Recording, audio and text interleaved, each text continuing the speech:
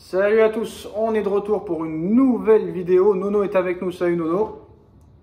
Salut Sacha. Alors comme par hasard Nono, 48 heures avant un match de Ligue des Champions, le premier de cette saison, on nous sort une interview de Christophe Galtier qui va bien sûr parler du Paris Saint-Germain. Bon, il va parler plus de l'équipe de l'année dernière plutôt que cette année, puisque presque tous les joueurs sont partis. Mais quand même, est-ce que encore une fois, de faire une interview d'un ancien coach du Paris Saint-Germain qui vient de partir 48 heures avant un match très important, est-ce que c'est fait exprès? Est-ce que c'est de l'anti-parisianisme? Non, c'est pas de l'anti-parisianisme, c'est le jeu des médias. Ils n'ont pas grand-chose à se mettre sous la dent, ils ont besoin de faire un peu de buzz. Voilà, c'est tout pour l'audience, tout simplement. Alors Christophe Galtier, sur son expérience au PSG, ce qui m'a le plus conforté, c'est le président et Luis Campos. Je ne retiens que du bon de mon passage et j'ai que de bons souvenirs, même si j'ai été touché par mon éviction. Christophe Galtier sur la MNM.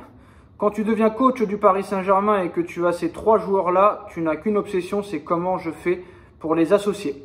Après, il faut trouver le juste équilibre et ça a été une réflexion permanente tout au long de la saison.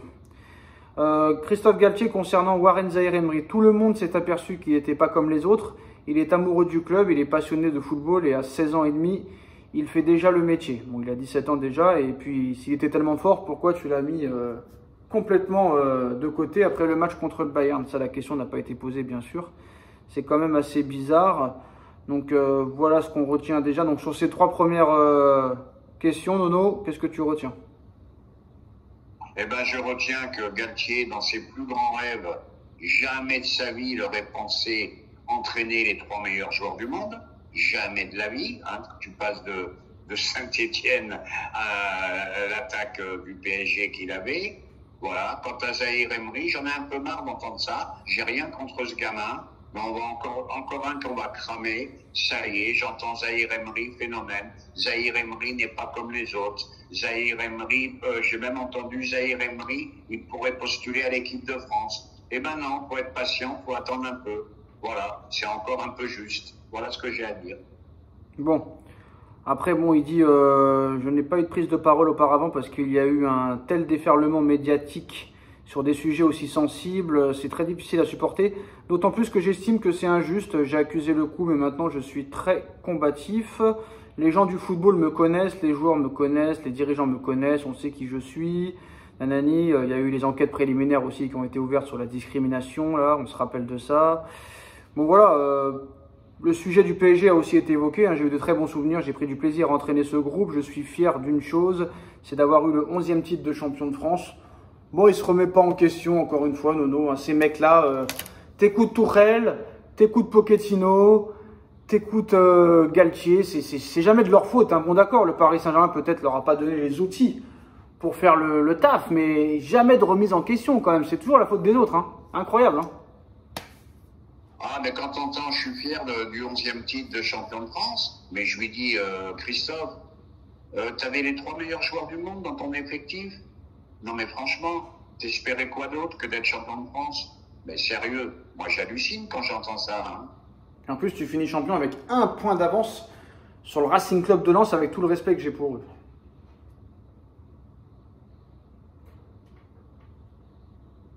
Voilà, même Nono n'en revient pas de ce que je viens de dire. Tu as fini champion avec seulement un point d'avance sur le Racing Club de Lens, avec tout le respect que j'ai pour eux. Ah, bah si le championnat avait duré 2-3 journées de plus, tu perdais le titre. Bah ça se trouve, s'il n'y avait pas eu ce carton rouge au bout de 15 minutes lors du match au parc, peut-être que Lens aurait gagné et que tu n'aurais pas été champion. C'est possible, tout à fait possible. Mais moi, malheureusement, Nono, je sais pas, parce que des fois, souvent, le Paris Saint-Germain a très bien commencé les saisons et a très très mal fini. Est-ce que cette année, ça va être le contraire? Tu commences très mal, tu vas finir très fort. Est-ce que c'est possible? Eh ben écoute, j'ai parlé avec un ami aujourd'hui qui lui est très très confiant. Il a vu que j'étais pas content, mais il m'a dit non, je suis pas d'accord avec toi. Les initiales de cette personne, les initiales de cette personne. Les initiales, JB. Ouf. Et il m'a dit non, moi je suis très confiant pour vous cette année. Oui, mais bon, ça, JB de Tibet, faut pas trop prendre en considération. Ça s'éparpille un petit peu à droite à gauche. Bon, il connaît le football, il connaît le football, mais à raison garder, faut rester quand même très prudent. Mais bon, le problème, c'est que moi, même si on aurait perdu à Nice, tu aurais un coach qui se remet en question, j'aurais pas été inquiet. Mais là, j'ai l'impression que le gars, on va se taper toute l'année Dembélé. Même s'il met 0 but, 0 passe, j'ai l'impression qu'il va jouer les 60 matchs de la saison. Et comme par hasard, il va pas se blesser. Après, je ne prie pas pour qu'il se blesse. Mais pour moi, il ne sert pas à grand chose. C'est ça que j'ai peur qu'on se tape Vitinha toute l'année. J'ai peur qu'on se tape Donnarumma toute l'année. J'ai peur qu'on se tape vraiment des joueurs bizarres toute l'année. J'ai peur que Nuno Mendes ne revienne jamais jouer au Paris Saint-Germain. Tout ça, j'ai peur, Nuno. Et moi, je trouve que le mercato, en fait, n'a pas été réussi à 100%. Qu'il manquait quand même un milieu de terrain en plus. Et qu'il manquait aussi peut-être un arrière-gauche en plus. Donc j'espère que très vite que Nuno Mendes va revenir, que Mukiele va revenir.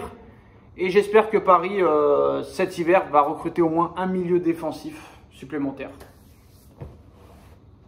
Eh bien, Sacha, moi je vais te dire, Nuno Mendes, son absence est très importante. Pourquoi? Parce que Nuno Mendes présent, déjà jambe de feu, comme je l'appelle, ça t'apporte un plus offensivement.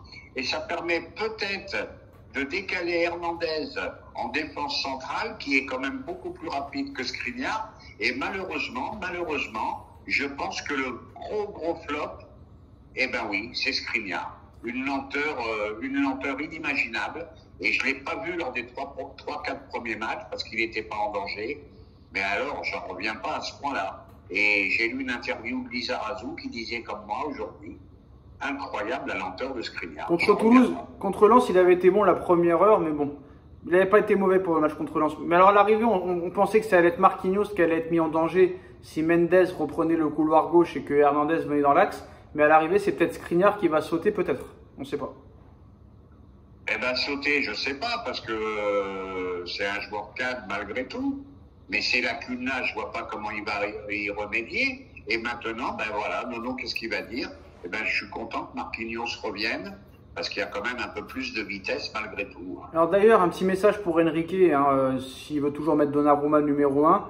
Il paraît que quand Courtois s'est blessé, Florentino Pérez voulait faire revenir Keylor Navas si jamais il ne trouvait pas le remplaçant idéal. Bon, ils ont trouvé Kepa. C'était De Gea, Kepa et Navas. Ça veut dire que le Real avait prévu, Nono, de peut-être faire revenir Navas s'ils n'avaient pas trouvé Kepa ou autre chose. Donc ça veut dire quand même que Navas, pour le Real Madrid, Navas a encore le niveau d'être titulaire dans un très grand club. Voilà, petit message pour Enrique, Nono. Voilà. Ah bah oui, c'est un petit message là. Et puis, je comprends pas cette insistance. Donnarumma, ça va pas. T'as un jeu au pied que tu as peur dès qu'il a le ballon dans les pieds. Il est plus aussi décisif qu'avant sur le reste. Donc voilà quoi. Je comprends pas. Je n'arrive pas à comprendre. Et ben voilà les postos, c'est la fin de cette vidéo. Dites-nous en commentaire ce que vous en pensez. On like, on partage, on commente, on s'abonne. On se retrouve très vite pour une nouvelle vidéo. Merci Nono, merci à tous. Tchuss. Tchuss.